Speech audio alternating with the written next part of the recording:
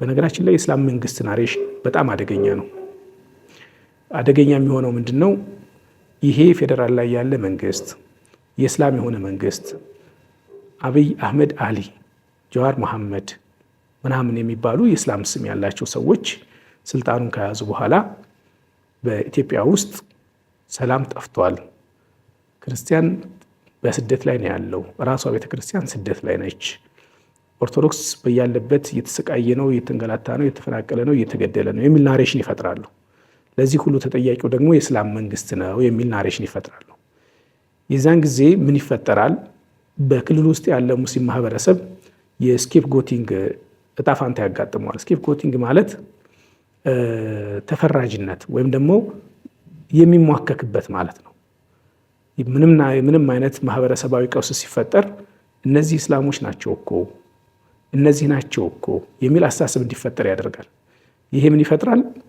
በክልል ውስጥ ያሉ ሙስሊሞችን የእስላም መንግስት ተባባሪ ኤጀንቶች፣ ሰላዮች፣ ጠቋሚዎች፣ መረጃ ሰጪዎች፣ አሳላፊ ነው የሚሰጡ ተደርገው ይወሰዳሉ ማለት ነው። ይሄ ፍረጃ ምን ያደርጋል? በክልል ውስጥ ያሉ ሙስሊሞችን ለጥቃት ያዳርጋል፣ ሌብሊንግ ውስጥ ይከታል ማለት ነው።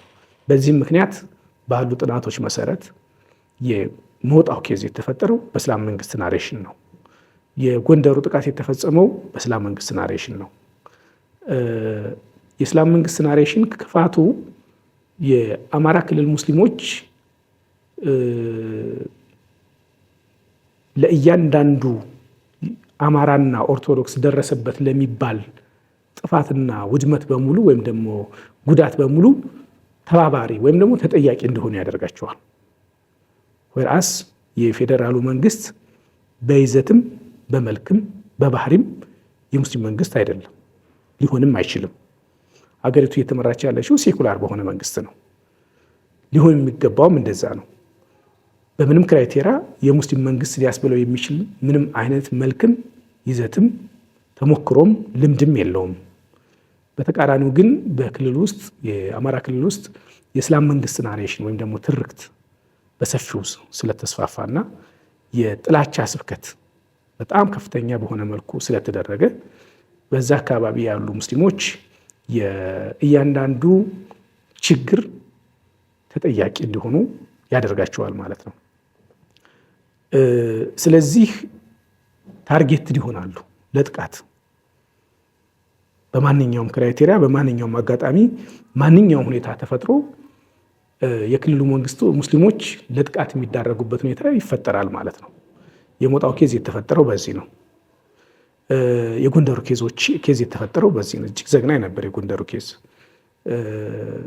ተባባሪ ነው ብቻ ሳይሆን የጥላቻ ስብከቶቹ ያንን ግድያና ያንን ጭፍጨፋ ያንን ማፈናቀል ጀስቲፊኬሽን እንዲኖረው ያደርጋሉ። ለምሳሌ በክልል ውስጥ ያሉ ሙስሊሞች ከፌዴራሉ መንግስት ጋር በመተባበር በኦርቶዶክሶች ላይ እንደዚህ ሊያደርጉ ነው።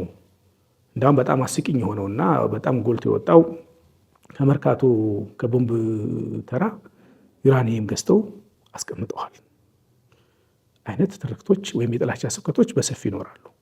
በነገራችን ላይ እንደዚህ ያሉ ስብከቶች እኔ በሰፊው ስላጠናኋቸው 97፣ 98፣ 96 አካባቢ ላይ ከሁሉም የኢትዮጵያ ቀጠናዎች ዳታዎች እየተሰበሰቡ ወደ ሴንትራል አዲስ አበባ ውስጥ ወደ አንድ ተቋም ፑል ይደረጉ ነበረ።